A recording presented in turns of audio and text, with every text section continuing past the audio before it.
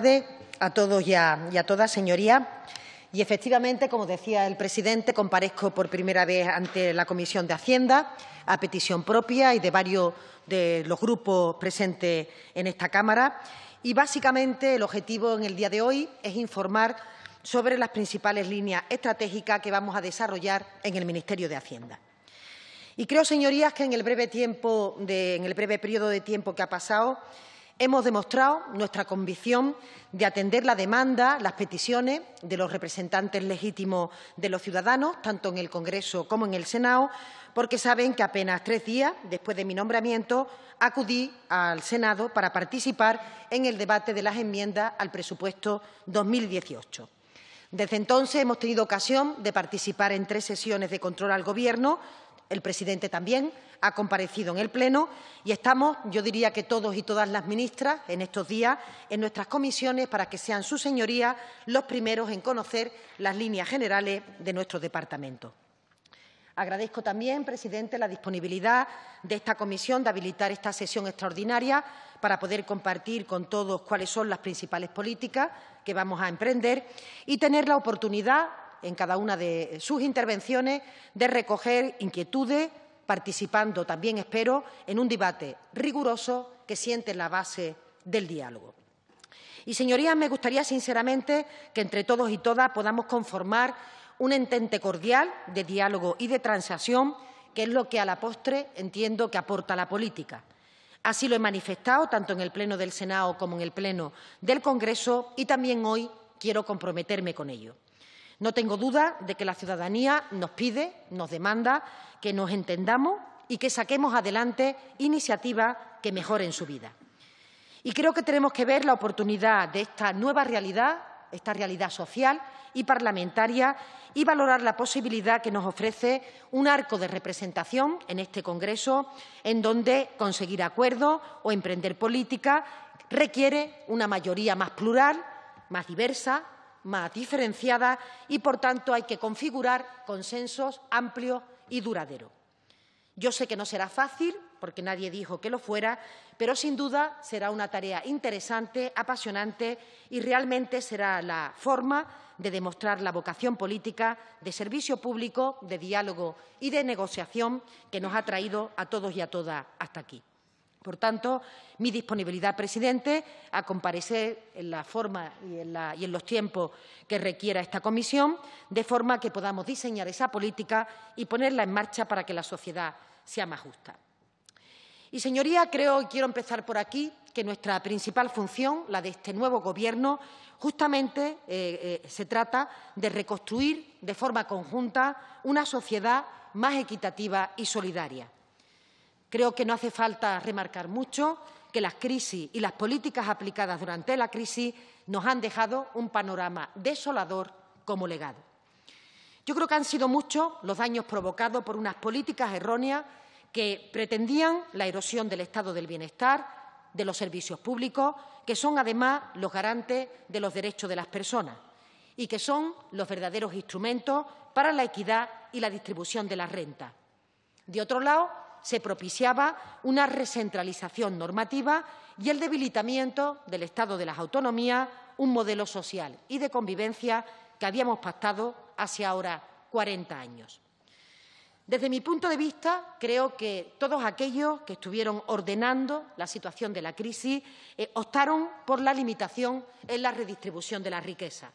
ya fuera por la vía directa, disminución de sueldos o precariedad, como por la indirecta, una menor financiación para los servicios públicos. Es como si la crisis hubiera sido un problema de gasto en vez de un problema de desplome de los ingresos. Y, por tanto, todas esas políticas pusieron en jaque los servicios públicos de las diferentes administraciones que van dirigidos a ser el colchón de seguridad de los ciudadanos.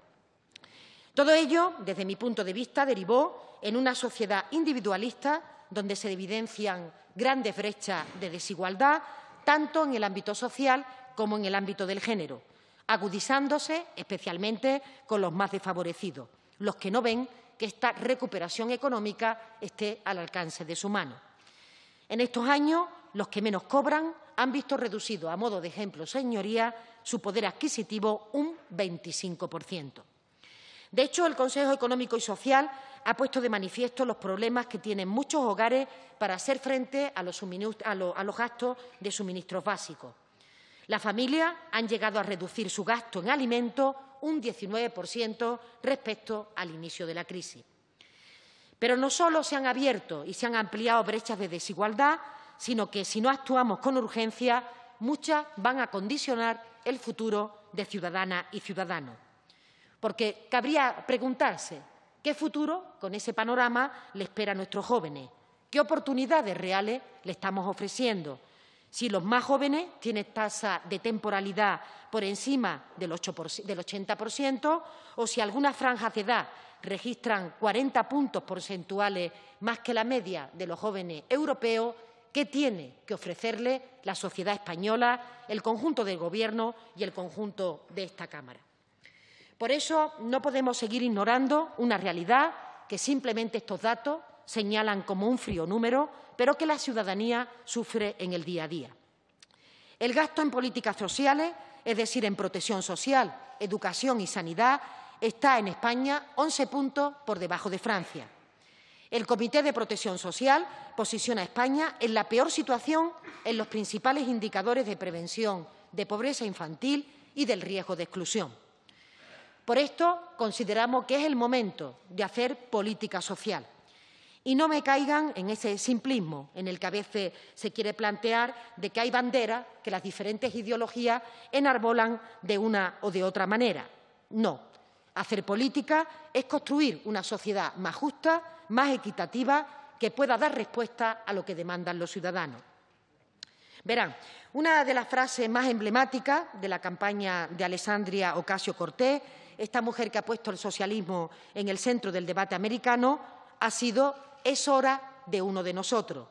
que bien podría haber sido «es hora de una de nosotras», porque es hora de que la política ponga a las personas en el centro y diseñe un futuro más justo para todos y todas. Y también es hora de que las mujeres reivindiquemos nuestro sitio.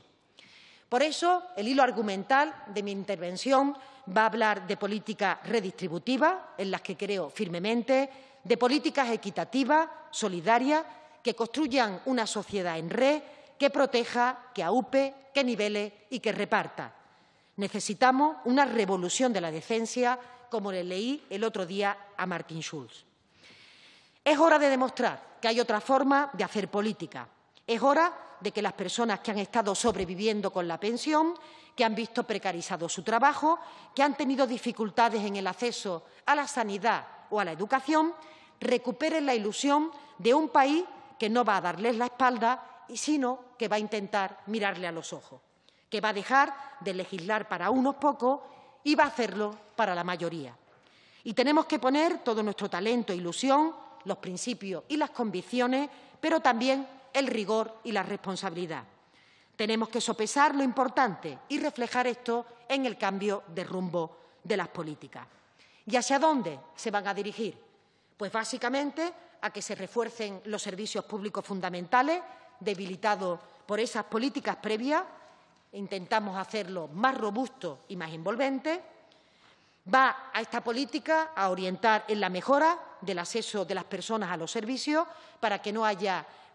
dificultades en su desarrollo, en su mejora, y también vamos a intentar que esta sociedad les dé un respaldo económico, social e incluso anímico que pretenda que esta red sea capaz de acogerlo en forma de servicios que se dirigen a ellos. Los más importantes, los básicos, sanidad pública, educación pública o servicios sociales. Y, señoría, pienso que no hay otra. O estos servicios públicos debilitados refuerzan las incertidumbres de esta sociedad precarizada y hacemos frente a ello con gastos que realmente los pongan en el marco de la excelencia, o simplemente los ciudadanos experimentarán un desapego hacia los mismos y, por tanto, también hacia la política que los representa. Tenemos también que girar o que modernizar el modelo económico. Tenemos que virar de un modelo extractivo, donde siempre ha habido claros ganadores y también perdedores, a un modelo donde prime el conocimiento y la innovación, que sea redistributivo y justo. Por tanto, el camino no va a seguir reduciendo salarios o empeorando las condiciones de trabajo. Siempre va a haber países que nos ganen en esa carrera. La senda, a nuestro juicio, es invertir en I+D+I, en digitalización de la economía, en innovación tecnológica, en definitiva, en factores para aumentar la competitividad con salarios más altos y empleos de calidad. Y tenemos que hacer todo esto con el rigor y la responsabilidad que impregna nuestro compromiso con Europa, acompasándolo a los objetivos de estabilidad. Los Gobiernos de izquierda, señorías, somos coherentes y serios, y también comprometidos y solidarios. Y todo esto se tiene que jugar y conjugar de manera armónica, porque después de una década de crisis, la recuperación económica no puede limitarse a los de siempre. Tiene que llegar hasta el último rincón. E invito a todos y a todas a que nos acompañen y nos ayuden en esta tarea, que sé que no es fácil, pero que forma parte de la esencia de la política. Con estos mimbres vamos a hacer un cambio de modelo que se sustentará en varias líneas estratégicas que todas tienen vasos comunicantes entre sí y que intentan ser capaces de anticipar esa sociedad más justa. Estamos hablando, por tanto, de la elaboración de unos presupuestos más sociales, igualitarios y descentralizados que irradien que otra política es posible. Estamos hablando de una nueva fiscalidad para el siglo XXI, que aborde nuevos modelos de negocio y que se asiente las bases de una fiscalidad de sociedad moderna. Hablamos de los servicios digitales, del sector bancario o del paquete de impuestos ecológicos. Hablamos también de la lucha contra el fraude fiscal, detectar prácticas fraudulentas, mejorar la recaudación y legitimar la tarea y la pedagogía que hay que hacer en materia fiscal. Tenemos que mejorar la financiación de las autonomías. Es el pilar del modelo del bienestar y, por tanto, tenemos que ser capaces de aportarles recursos mientras que acometemos la reforma del sistema de financiación. Hay que repensar la capacidad competencial de las corporaciones locales para que recuperen labor en ámbitos tan importantes como la atención social. O avanzar en la senda de igualdad mediante el diseño de unos presupuestos con perspectiva de género que permita avanzar en las políticas que cambian la realidad de las mujeres, es decir, en todas las áreas del Gobierno, con una fiscalidad femenina que no les obligue a pagar más impuestos por el hecho de ser mejores, y con la inclusión, señorías, de cláusulas sociales y medioambientales en la contratación pública que intenten orientar también en aquel entorno fundamentalmente que se derivó de aquellas situaciones que dejó la reforma laboral que se acometió hace unos años. Estos son, a grandes rasgos, las principales líneas de trabajo en las que está en este momento absolutamente concentrada el Ministerio de Hacienda y que voy a intentar detallarles a continuación. La primera, en tiempo y en peso de trabajo, es la elaboración de los presupuestos generales del Estado para 2019. Quiero decirles que van a ser unos presupuestos impregnados de políticas sociales y que van a poner a las personas en el centro del diseño y de la ejecución. Unos presupuestos que tenemos que construir entre todos y todas con voluntad de consenso, por supuesto con diálogo, y que tienen que evocar toda esa ilusión de un cambio de rumbo. Unos presupuestos que habrán de recoger la respuesta a las demandas que nos interpelan a diario y que hablan de recuperación de derechos, de redistribución, equidad, innovación y capacidad de generar riqueza. De hecho, ya hemos comenzado con la tarea de elaboración, esa ha sido la prioridad como Gobierno y por ello, creo que lo saben sus señorías, hemos publicado la orden para su elaboración, una orden que tiene en sí misma una declaración de líneas prioritarias de estrategia en donde se apunta hacia unas cuentas más sociales, más igualitarias y más redistributivas. El siguiente paso será la aprobación en las cámaras del objetivo de estabilidad presupuestaria, déficit y regla de gasto, así como el objetivo de deuda, previa aprobación en el Consejo de Política Fiscal y Financiera y el Consejo de Ministros. En este debate, que se producirá en las próximas semanas, tendremos oportunidad también de valorar el límite de gasto no financiero que nos hablará de las posibilidades de cambio en estas cuentas. Otro pilar fundamental en esta configuración de los presupuestos es ver cómo podemos modernizar nuestra estructura de ingresos para dar cabida a todas las políticas necesarias y demandadas sin que ello afecte a la ciudadanía. Porque, señorías, construir la sociedad del futuro requiere, entre otras muchas cuestiones, recuperar el equilibrio entre la política, la sociedad y la economía, consensuando cuál es el modelo de sociedad al que aspiramos y cómo estamos dispuestos a financiarlo. Podríamos reformular la pregunta que se hacía el Gobierno hasta ahora. No se trata de qué estado del bienestar nos podemos permitir con los ingresos que tenemos, sino que se trata de saber cuál es el horizonte al que queremos llegar y consensuar las medidas para hacerlo posible. Y sabemos que no va a haber una respuesta que nos satisfaga en esta Cámara a todos por igual, pero también que hay unas bases sólidas que pueden ser compartidas por la mayoría de las fuerzas parlamentarias. Soy una firme convencida de que la política fiscal ejerce un papel insustituible en la redistribución de la riqueza de un país y creo en un modelo fiscal progresivo donde cada uno aporta en función de su capacidad y recibe en función de su necesidad. Progresividad del sistema impositivo que está demostrado es más importante cuanto menor es la renta de un país. Ahora bien, numerosos estudios y muchos organismos apuntan en la dirección de que las actuales estructuras tributarias se han quedado obsoletas para algunos sectores y, por tanto, no son capaces de hacer frente a los nuevos retos del siglo XXI. Estamos hablando de desafíos relacionados con la expansión de los espacios de negocio en la globalización, en la digitalización o en la economía colaborativa, donde ya, señorías, no existen las fronteras. Desafíos también que tienen que ver con cómo la fiscalidad puede ser y tiene que ser un elemento disuasorio para ciertos comportamientos agresivos y nocivos con el medio ambiente, o retos que se relacionan con la eliminación en las desigualdades de género. Y puedo avanzarles, señorías, que nuestro objetivo es traer a la Cámara lo antes posible un paquete de medidas fiscales de nueva creación que mayoritariamente están en línea con lo que la Unión Europea está animando y está impulsando. Trabajar también, ya en un medio-largo plazo, en otras líneas de fiscalidad que voy a intentar detallar de forma concisa por razones de tiempo y porque seguro que tendremos oportunidad de abordar todas estas cuestiones con más calma en las próximas semanas y a propósito del debate de los presupuestos.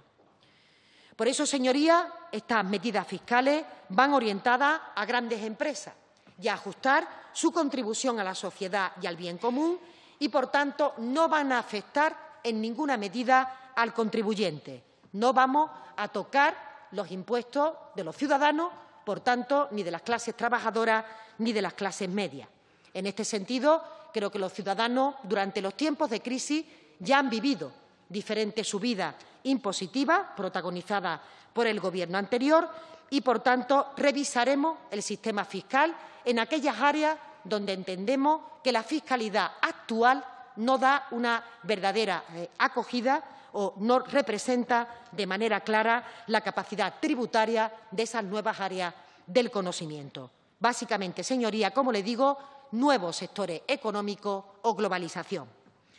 Y les hablaba de dos fases, una más inmediata y otra más enfocada en un desarrollo normativo posterior. De hecho, la primera fase de estas medidas serán, en el marco más inmediato, la reforma del impuesto de sociedades, con el objetivo de que principalmente las grandes corporaciones contribuyan mejor y realicen un esfuerzo superior para la sociedad que la que actualmente realizan.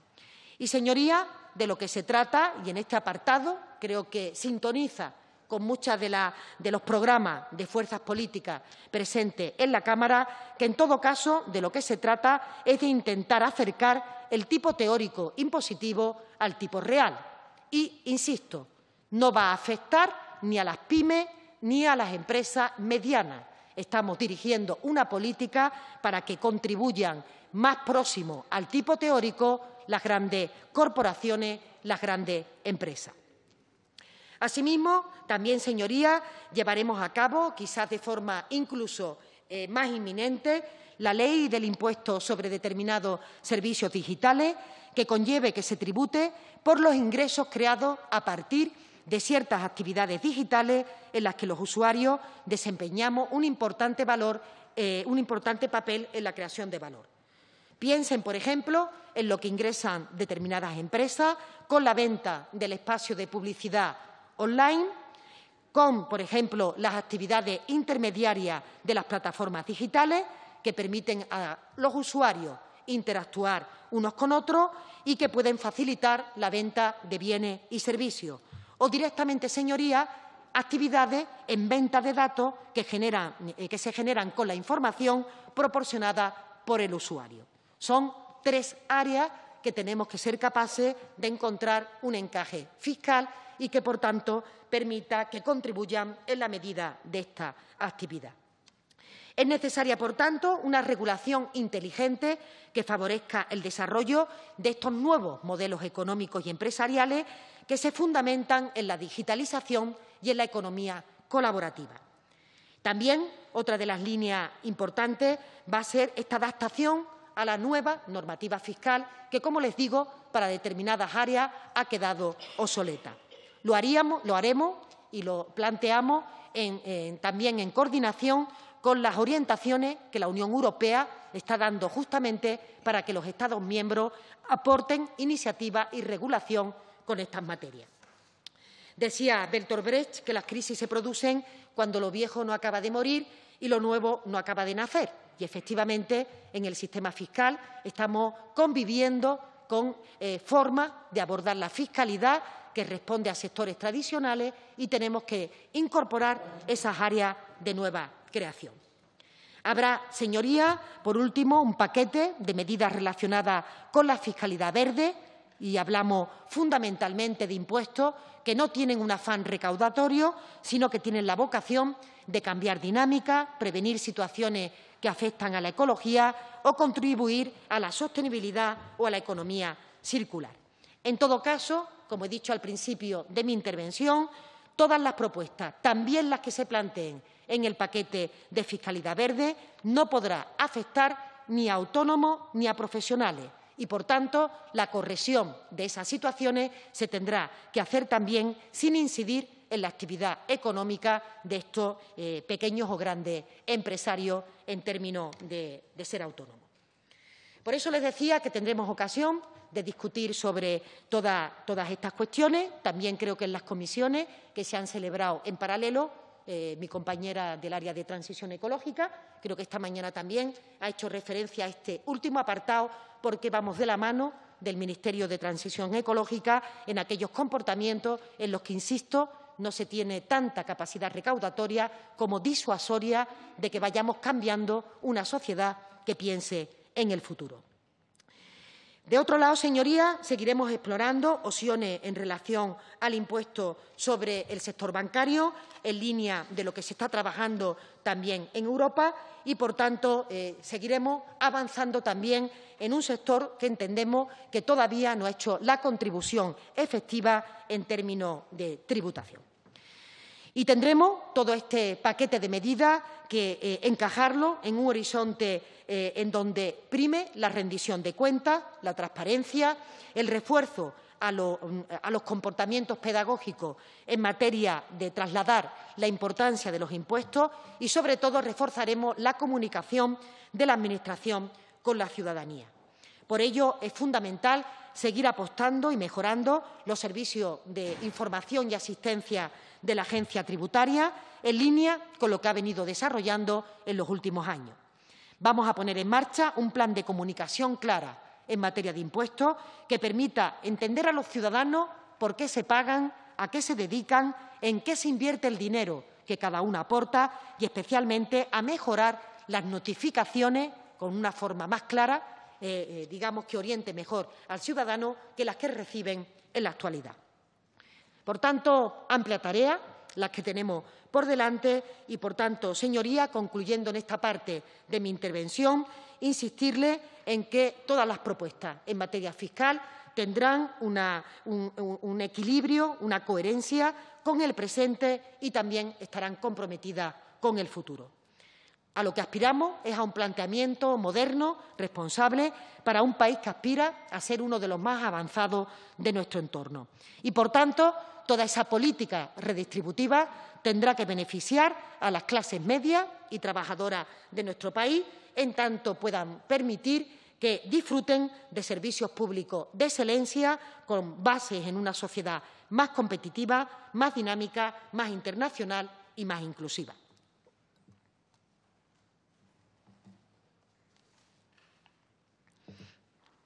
Este paquete, señoría, evidentemente no es óbice para seguir persiguiendo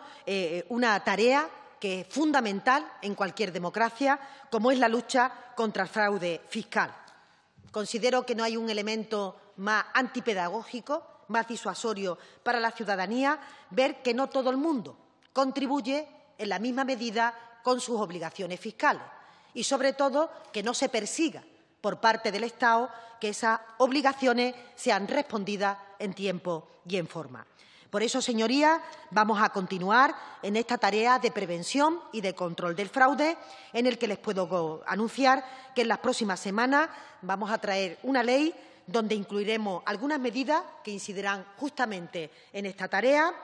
adecuando la adecuación de la publicación de la lista de morosos, incluyendo también a los responsables solidarios y no solo a los deudores, y, por tanto, también la identificación de las personas que causan o colaboran activamente en una infracción tributaria o en la ocultación o transmisión de bienes para evitar la acción de la Administración.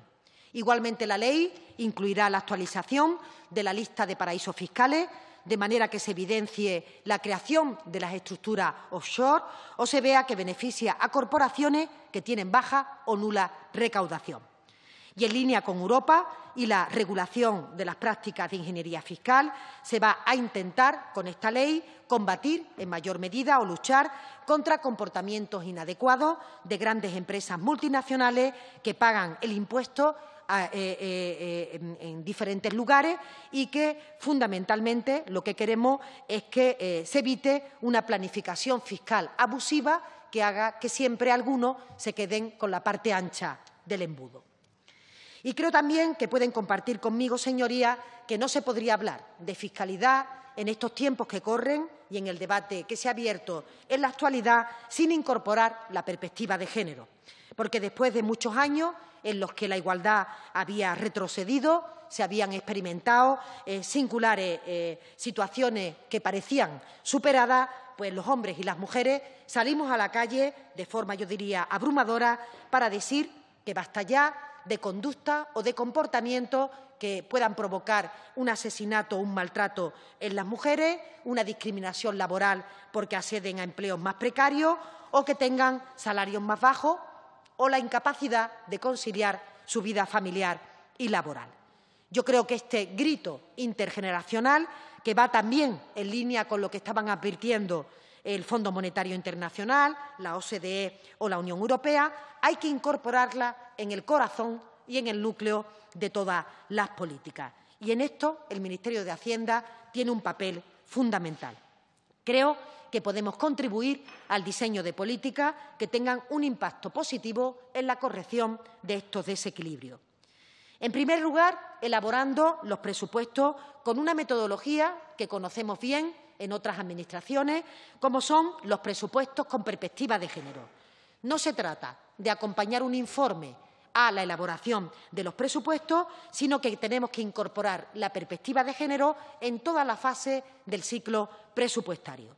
De lo que se trata es de, justamente, desde el diseño del presupuesto, detectar situaciones de desigualdad, corregirlas, mejorarlas y asignar los recursos públicos, teniendo en cuenta también esa mejora de la igualdad de oportunidades y de cohesión social.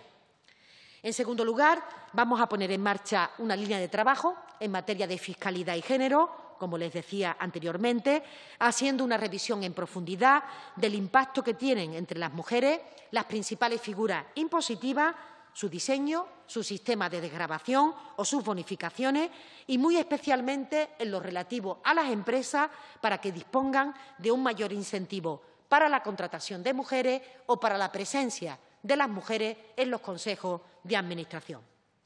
Por otro lado, también saben, porque lo anuncié en un pleno, que estamos estudiando la posibilidad de aplicar la bajada del IVA a los productos de higiene íntima femenina en el marco de los avances que se están produciendo en la Unión Europea. Y también estamos determinados a plantear estrategias de colaboración con otros departamentos ministeriales para combatir la denominada tasa rosa y que las empresas dejen de penalizar a las mujeres cobrándole un plus por el hecho de ser mujeres. Señorías, y pasando a otro tema absolutamente imprescindible en mi departamento, cuando hablamos de servicios públicos y del modelo de bienestar, hablamos de forma inexorable de las comunidades autónomas y de las entidades locales. Y la financiación de estas administraciones es un debate esencial y nuclear para el Gobierno de España. Centrándome en las primeras, en financiación autonómica, saben,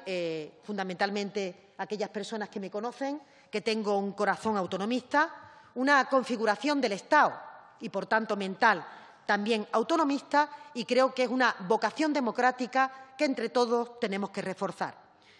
Pienso en que tenemos que desarrollar plenamente el estado de las autonomías, mejorando su financiación, porque es la mejor manera de garantizar el estado del bienestar. Quien cuestiona en este momento la propia arquitectura territorial en materia de consolidación del estado de las autonomías está cuestionando el estado del bienestar, porque son ellas las que están prestando a los ciudadanos los servicios que están más cerca de las necesidades de estas personas. Y creo que durante los años de crisis las autonomías han sido una parte muy importante del desgaste en todas las políticas de ajuste del gasto y, por tanto, hemos tenido que trabajar todas las comunidades autónomas para que no se produjera un deterioro importante en las políticas que van dirigidas a los ciudadanos. Yo diría que las comunidades han realizado un esfuerzo ímprobo a pesar de un reparto injusto y desproporcionado de los objetivos de estabilidad que les ha obligado durante todo este periodo a un ajuste más duro que el que se reservaba la propia Administración central. Y ha sido un modelo de financiación que no ha proporcionado los recursos necesarios para desarrollar el marco de sus competencias. Por tanto, señorías, tenemos que intentar revertir esta situación. Y el modelo de financiación autonómica es una de las piedras de bóveda, pero no es la única. Tenemos muchas cuestiones en juego, como la perdurabilidad de los servicios públicos, su refuerzo, su revitalización y también garantizar la equidad en todos los territorios, reforzando el modelo constitucional que entre todos nos hemos dotado. Todo esto subyace en la reforma de la financiación autonómica. Por eso, esta no es una tarea fácil, ni podemos despacharla sin más, sino que vamos a tener que ponernos con ahínco para intentar caminar todo aquello que no hizo el Gobierno anterior y que, por tanto, prácticamente desde la caducidad del modelo, si me permiten la expresión, lo que hemos tenido son trabajos de expertos, pero nulo trabajo político en intentar establecer un marco de diálogo, un marco de consenso que nos permita las mayorías suficientes para poder caminar en la dirección correcta. Por eso vamos a intentar, a través del diálogo y también del acuerdo, de, por un lado, ir introduciendo en el corto plazo mejoras efectivas en la financiación de las comunidades autónomas, una suerte de alivio que permita ir transitando hacia un nuevo modelo de financiación y, de otro lado, ir de forma progresiva abordando cada una de las partes que entiendo tienen que componer este debate. Yo diría que hablamos de consensuar una valoración real de las necesidades de gasto de los servicios públicos fundamentales, una cuantificación concreta y sustentada en datos de la insuficiencia financiera de las comunidades autónomas, un análisis de las competencias homogéneas, un análisis de la fiscalidad por cada Administración, una armonización fiscal en determinados tributos, una sostenibilidad dinámica del modelo, reparto de ingresos entre los distintos niveles, distribución equitativa del esfuerzo fiscal entre Administraciones y una reforma del funcionamiento del Consejo de Política Fiscal y Financiera para que la voz y el voto de las comunidades autónomas sea más efectivo. Por eso, la idea que tenemos es que en el mismo seno del Consejo de Política Fiscal y Financiera se hagan grupos monográficos sobre estos aspectos diferenciados, de manera que podamos ir alcanzando consenso en cada una de las partes y eso nos permita, señorías, allanar el camino hacia un consenso sobre el global. También tendremos que trabajar en la reforma del modelo de financiación local para orientar a que los consistorios puedan, si así lo considera esta Cámara, recuperar competencias que perdieron en el primer nivel de atención y habrá que acompasarlo con una correcta financiación y medidas que posibiliten que parte de lo ingresado se destine a gasto social. Los ayuntamientos españoles, junto con las comunidades autónomas, son quienes han permitido que el Reino de España cumpla con su objetivo de déficit y sus compromisos europeos y, por tanto, señorías, tenemos que ser capaces de ser sensibles a esta realidad y ser capaces de acompañarla con los recursos que sean necesarios entre todos los niveles de la Administración. Un debate franco que, sinceramente, creo que este país lo necesita y que tenemos que abordarlo de forma sosegada, pero de forma responsable. Y antes de terminar, permítanme que haga una pequeña aproximación a una parte quizás más administrativa, pero que también tiene una parte importante de ver cómo entendemos la política. Haciendo esta Administración al servicio de las nuevas políticas, queremos aprovechar el talento de los empleados públicos, su capacidad de innovar en aquellas áreas que son objeto de trabajo por parte del Ministerio de Hacienda. Por ejemplo, en materia de contratación. Y les anuncio que vamos a situar la contratación pública en la vanguardia de la utilización de los medios electrónicos, continuando con la licitación electrónica e impregnando de transparencia el núcleo de los procedimientos administrativos como elemento clave para combatir la corrupción. Y, de otra manera, esa simplificación administrativa que requieren los sectores para que realmente la respuesta que damos en tiempo de servicio o en tiempo de pago se haga cuando lo necesita el ciudadano y no tras una larga tarea burocrática que si aporta algo al control, perfecto, pero habrá que revisar que algunas de esas cuestiones puede que sean duplicidades o redundancias sobre elementos previos. Por ello, les decía al principio que vamos a utilizar la contratación pública para cambiar una realidad y hacerla más justa y sostenible y, por tanto, incorporaremos las cláusulas sociales y medioambientales en todos los contratos que se generan desde la Administración General del Estado. Cláusulas que tienen que incidir de manera positiva en el desarrollo de política social y medioambiental. En definitiva, una herramienta añadida para favorecer la responsabilidad corporativa de las empresas, de las organizaciones que contratan con la Administración. Puede ser también una herramienta poderosa para favorecer la consolidación de sectores estratégicos como es el de la pequeña y de la mediana empresa. Y vamos a continuar con el Plan Estratégico de Patrimonio, mejorando la eficiencia de los edificios públicos. Queremos reducir los alquileres, desplegar la compra agregada y hacer acuerdos marco y contratos centralizados a los que voluntariamente las Administraciones quieran sumarse. Especial interés el plan de compra pública innovadora que permita también el despliegue de la I+D+I en aquellas empresas que trabajan con la Administración. El control interno, señoría de la Administración General, es una pieza fundamental para garantizar el procedimiento y el correcto funcionamiento y, por tanto, vamos a acometer la elaboración de un mapa de riesgo real en los distintos ámbitos de la Administración, de manera que podamos detectar aquellas áreas que pueden ser sujetas a una mayor vulnerabilidad. De hecho, la Intervención General va a trabajar de forma clara sobre esos mapas de riesgo para que pueda incorporar los procedimientos más adecuados en materia de control, ya sea fiscalidad previa o control financiero permanente. De lo que se trata, como digo, es de combatir conductas que se puedan separar de la legalidad y, por otra parte, mejorar la carga burocrática que tienen determinados sectores en los que a veces se llega incluso a paralizar el funcionamiento.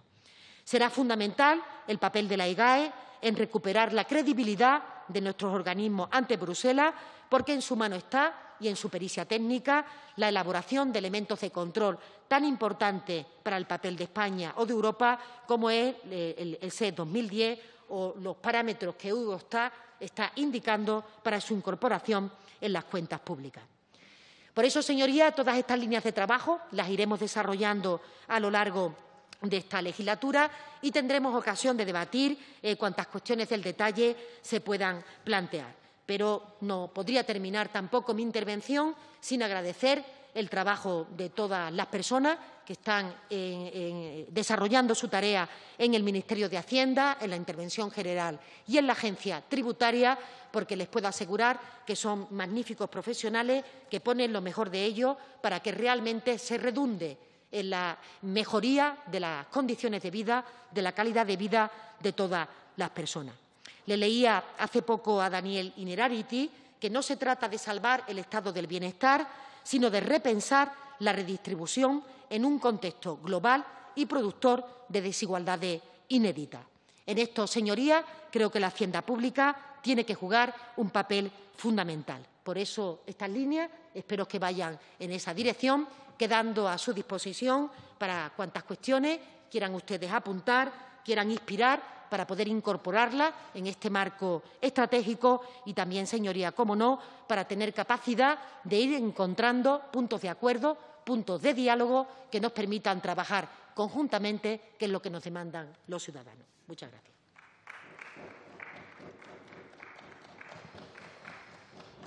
Muchas gracias, señora ministra. Iniciamos ahora el turno de intervenciones en el orden que comenté al principio de la sesión. Por parte del Grupo Parlamentario Mixto tengo anotados 2 intervenciones. Por tanto,